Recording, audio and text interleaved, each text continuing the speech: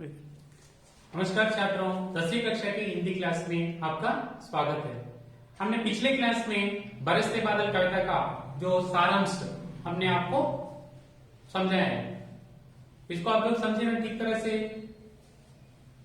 और मैंने जो गृह कार्य भी आप लोगों को दिया है वे भी आप लोग किए होंगे, ठीक है। हाँ, अभी आज हम सब लोग भी पहले हम इसको पढ़ाने से पहले आप सब लोग अपनी हिंदी पुस्तक को हाथ में लें और पन्ना यानी पेज नंबर 3 खोले खोले। हाँ, देखिए पेज नंबर 3 में क्या दिखाई दे रहा है? भाषा की बात है। भाषा की बात में आप लोग देखिए क्या है? तरु, गगन, घन, इन शब्दों के क्या है? पर्याय शब्द लिखना है। इन शब्दों की क्या लिखना है? पर्याय शब्द लिखना है। हाँ, पर्याय शब्द में पे देखिए छात्रों, आप लोग पुस्तक में देखिए तरु, तरु का अर्थ क्या है? ट्री, चट्टू। इसके पर्याय शब्द क्या है? पेड़, वृक्ष, पादप। क्या है? पेड़, वृक्ष, पादप। ये सब क्या है? इसके पर्याय शब्द है। किसके? तरु शब्द के। गगन, गगन का अर्थ क्या है? स्काई, आकाश में। आसमान, नभ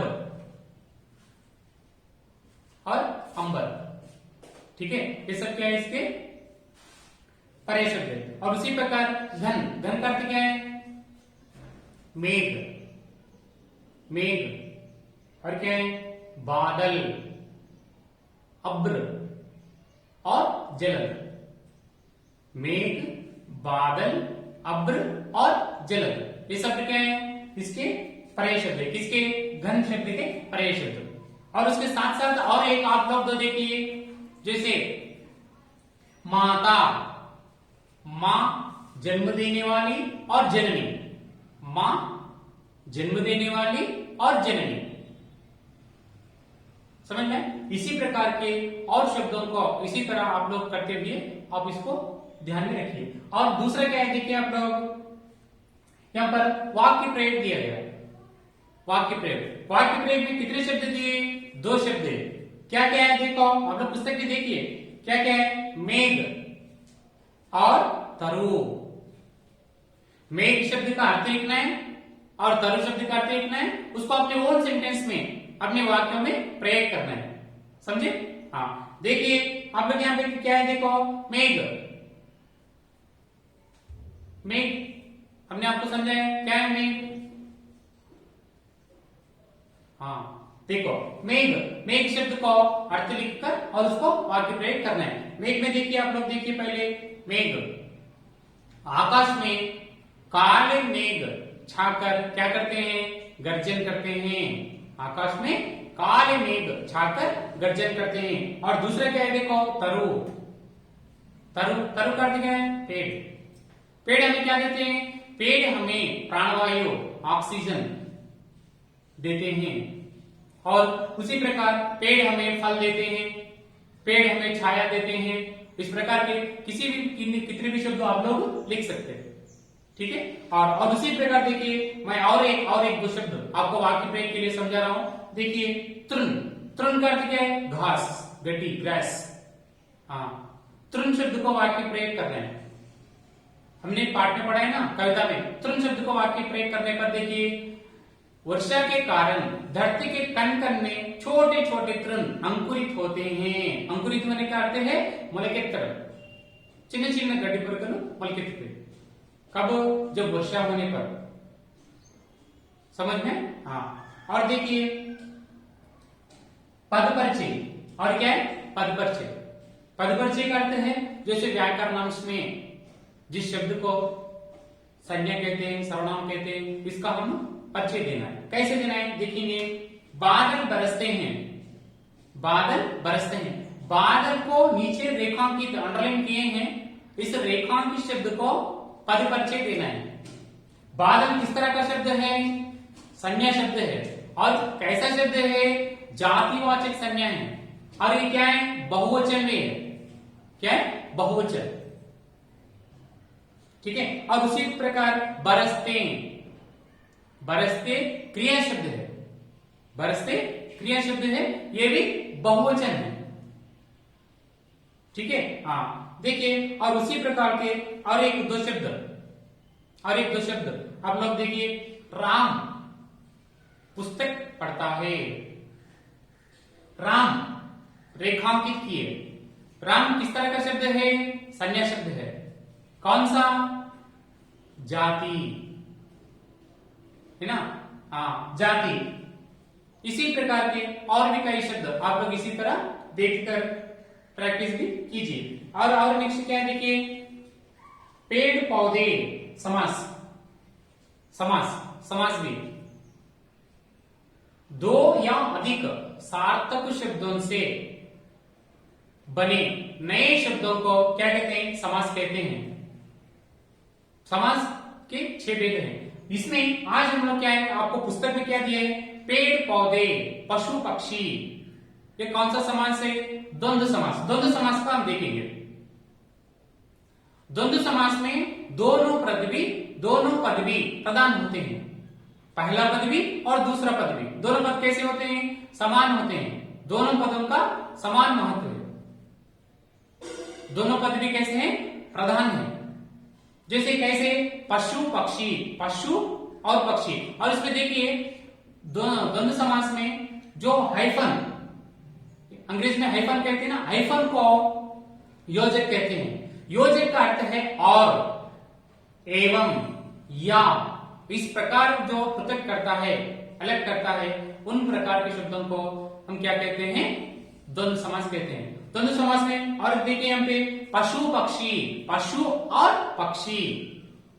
और उसी प्रकार माता पिता, माता और पिता।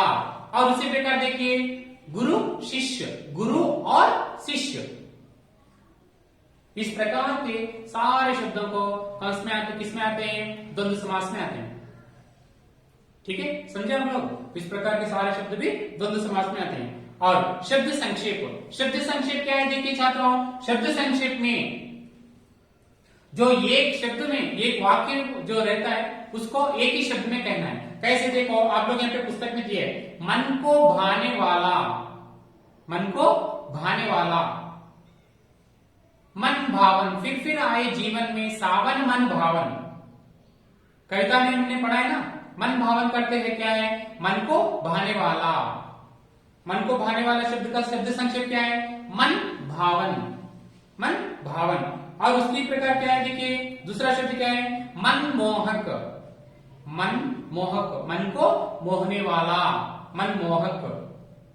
क्या कहते हैं? मन मोहक। इसका शब्द संक्षेप क्या है? मन मोहक। और उसी प्रकार देश के, विश्व के सभी देशों से जोड़ता हो, उसको क्या कहते हैं शब्द संक्षेप में? अंतरराष्ट्रीय।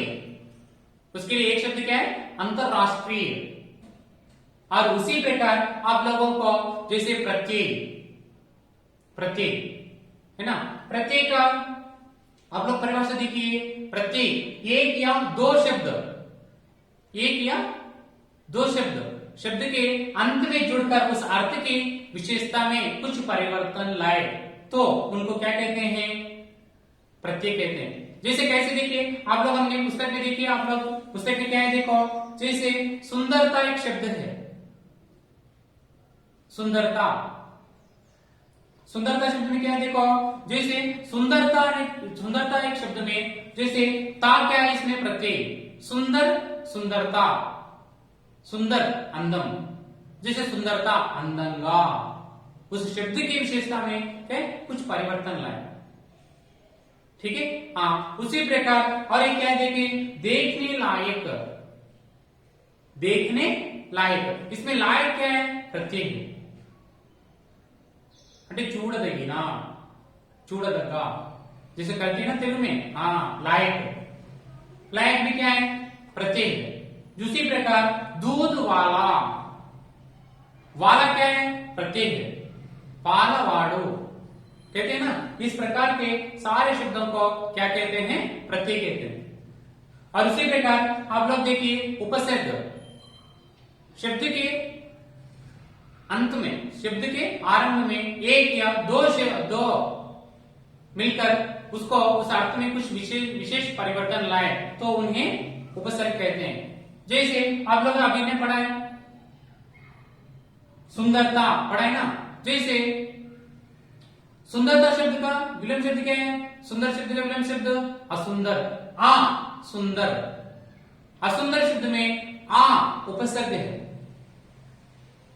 सुंदर शब्द का अर्थ अंधम, असुंदर अंधविकारम कहते हैं ना। हाँ, आ एक शब्द जुड़कर, आ एक अक्षर जुड़कर उस सारे अर्थ में क्या लाए? परिवर्तन लाए, परिवर्तन चेंजेस, उस अर्थ की विशेषता को बदल गया। ठीक है। हाँ, और उसी प्रकार दो शब्द कैसे आते हैं? जैसे अनपढ़, अनपढ़ का अर्थ है इलिटरेट, पढ़ का अर्थ है पढ़ना। हाँ, इसमें अन शब्द क्या है? उपसर्ग है, क्योंकि दो शब्द आए हैं। और प्रत्यय में भी देखिए हम कभी कभी उच्चारण की दृष्टि से भी कभी कभी क्या है अंतर्राष्ट्र, जैसे राष्ट्रीय, राष्ट्र प्लस ई क्या है? प्रत्यय। उच्चारण की दृष्टि से भी हम इस तरह के शब्दों को जो प्रत्यय भी कहते हैं। आप लोग है ना, इन पर थोड़ा ध्यान दीजिए, समझे। और इस प्रकार के सारे शब्दों को आप लोगों ने पिछले क्लास में पढ़ा है, उसी को आप लोग एक बार फिर याद करते हुए ये पर्याय शब्द, वाक्य प्रयोग, पद परिचय और शब्द संक्षेप और उसके साथ साथ प्रत्यय, उपसर्ग, विलोम शब्द, अर्थ, इन सबको आप लोग अपने उत्तर पुस्तिका में लिखते हुए आगे चलना है। ठीक है छात्रों, अभी हमने जो भी आपको पढ़ाया है, समझाया है, इसको आप लोग समझते हुए, इसको आप लोग ध्यान में रखते हुए आप इन सबको भी अपनी हिंदी नोटबुक में जरूर लिखना है, समझे। इन सबको आप लोग हिंदी नोटबुक में लिखना भी है, क्योंकि यही इसी में से, इसी भाषा की बात जो टेक्स्ट बुक के पुस्तक के पीछे है ना, उसी में से आपको प्रश्न पूछा जाएगा और एक अंक के लिए। ठीक है। हाँ, आप लोग इसको थोड़ा ध्यान पर रखते हुए पढ़िए। हम फिर आपको दूसरी क्लास में फिर मिलेंगे, तब तक आपको धन्यवाद।